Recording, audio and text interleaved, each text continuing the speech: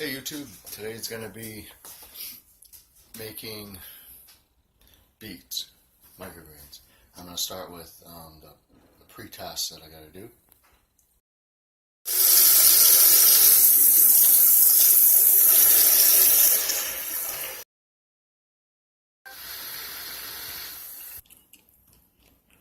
I take about a quarter cup of hydrogen peroxide,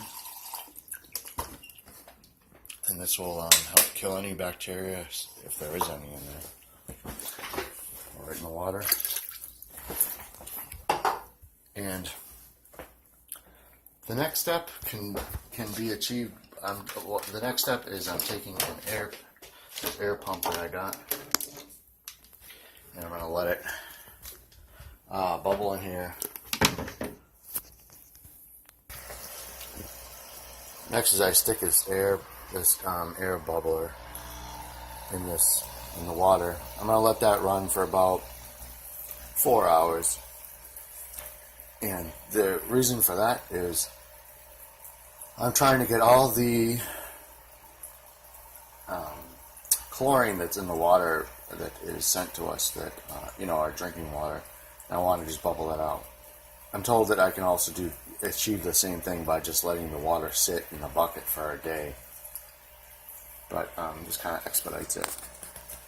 I'm going to use this water after it's treated in this manner just about for everything, and yeah, it'll be for so while this is going, you can either fast forward to the next day, but currently I'm going to go give you a run through of the equipment that I have, and I'll give you kind of the detailed stuff of how I go about getting it. It's probably better price than anywhere else. Alright, hold on.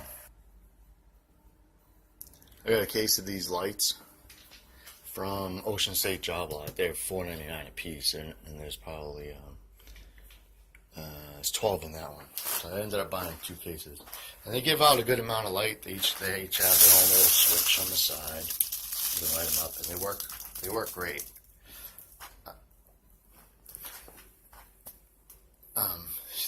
The reason why I ended up building my own, it wasn't on purpose. I originally wanted to buy the whole setup from Larry down at City Hydro, but before that I had some bulkier fluorescent lights, and I had these racks, and I wanted to see if I could grow it on my own initially before I made an investment of buying like his higher end racks. That doesn't mean I'm not going to buy them. Eventually, I'd like to buy it mainly for the sole purpose of going down there and having him teach me his things, because he has a lot of content online, but I'm sure there's questions that I have that or tricks that he does that I haven't caught onto. So if you buy the racks from him, he'll give you a 2 or 3 day course. Anyway. So it's pretty simple. I got the lights, and these are, like I said, $5 a piece. This one at Ocean State Job Lot, the double fluorescent, I think was $15 a piece. That does put out more light, and I'll put that for sometimes when I need something with more light.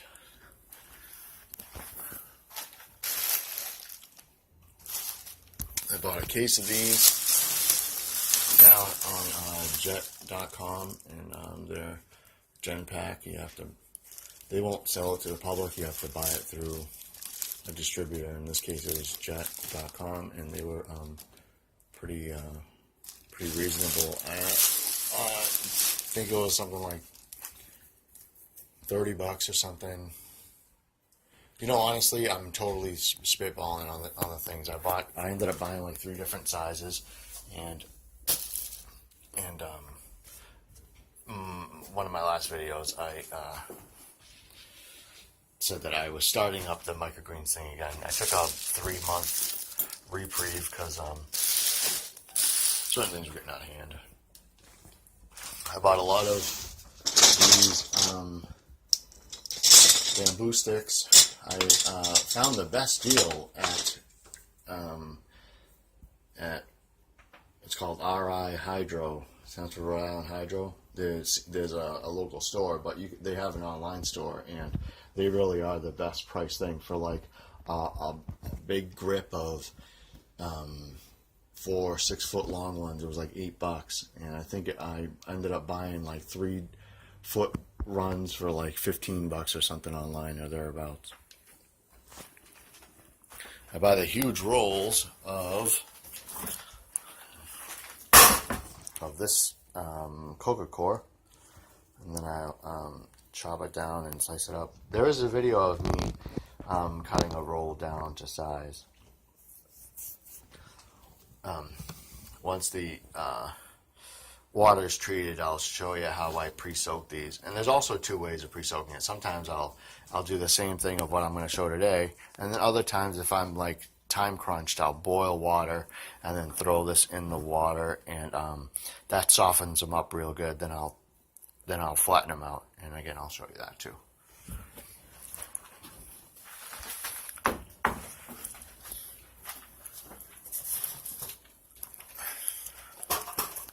On Vistaprint.com, I was amazed at how much you could do with the stuff they have on there, and I designed this, and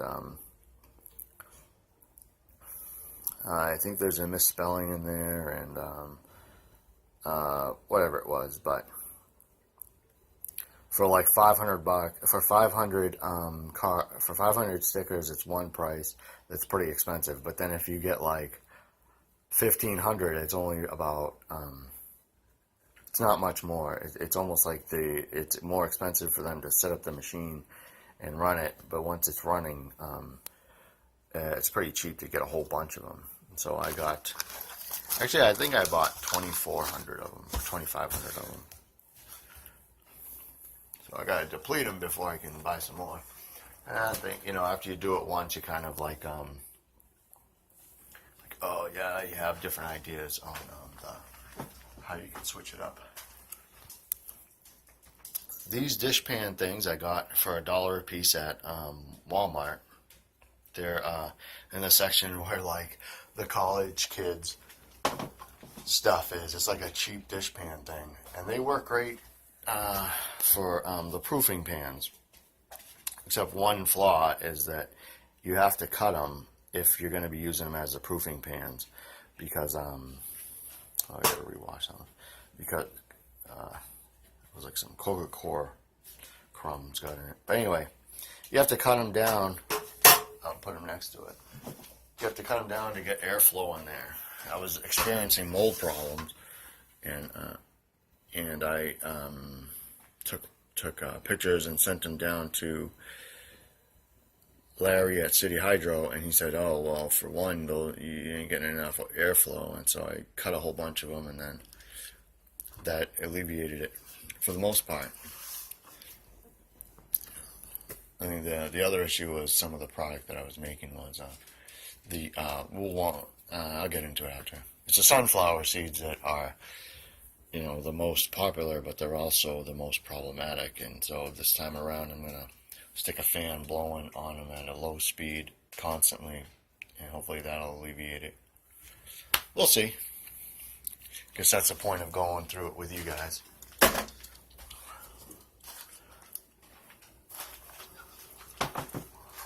And then I got, your cheap shims in case the stuff this isn't perfectly level, and I want to keep the water that I feed it right.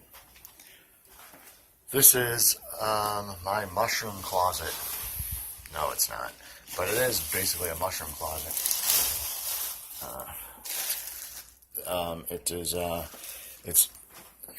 I made it. I had this rack with wheels, and I just put wood around it, and then blocked it off. And its purpose is to keep everything super dark for when the first 3 to 5 days of when seed is trying to hatch. You have to mimic it being underground, so keeping it really dark is essential, or else they just won't sprout. I guess the other problem with those $1 proofing trays is that they're white, and if there's light going around, it's going to get inside. So This made it, works it out. I like it that it's contained, you know. And so, just pop it in.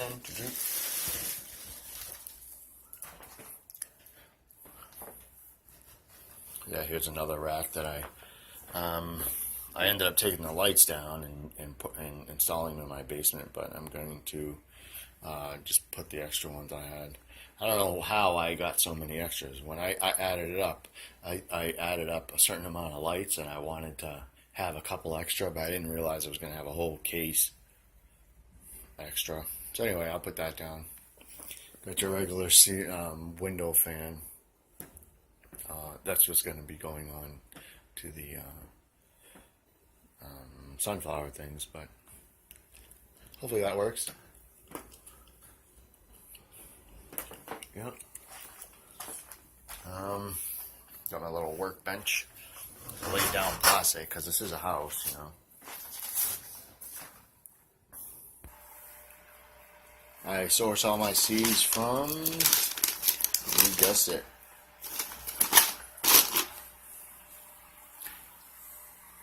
the Green Mountain Seed Company.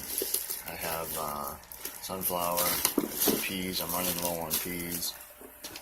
Radish, one of my favorites. Spicy mustard, kale. I ran out of broccoli. Upland cress is a pain. All the cresses, I believe, I feel are a wicked pain. This is what we're gonna make today. These need a little bit more soaking than normal, and a little bit more hydrogen peroxide than normal. Then when I say than normal, then most of them, it seems like they just do. They need it. All right. And then my super, microgreens on steroids. I don't use all these products, but I do use the Boogie Boost, and the Boogie Base, and that's it. I just use these two. I make it's like this really high-end, super nutritious tea for, and I feed them after they are under the lights. I'll give it to them, and there's a huge difference in how much you see a huge difference in how fast they grow, how much better and richer they do grow, and it just is. This is the secret weapon. You don't need a lot of it, and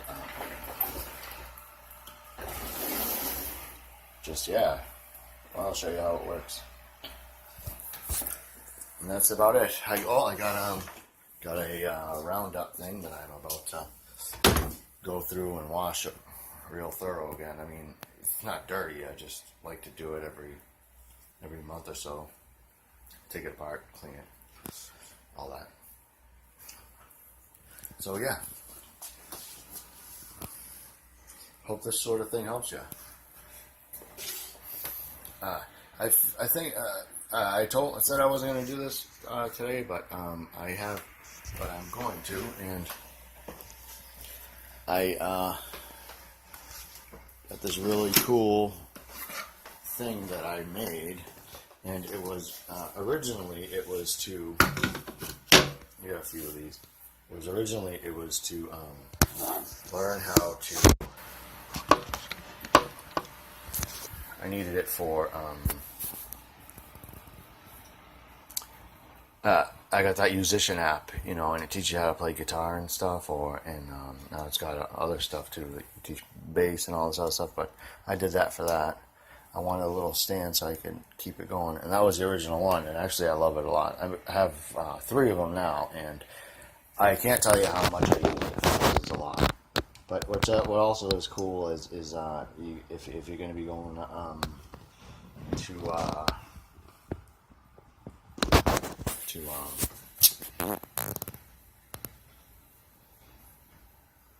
markets. I don't know why I'm having a tough time remembering what the word is. You know those like outdoor markets.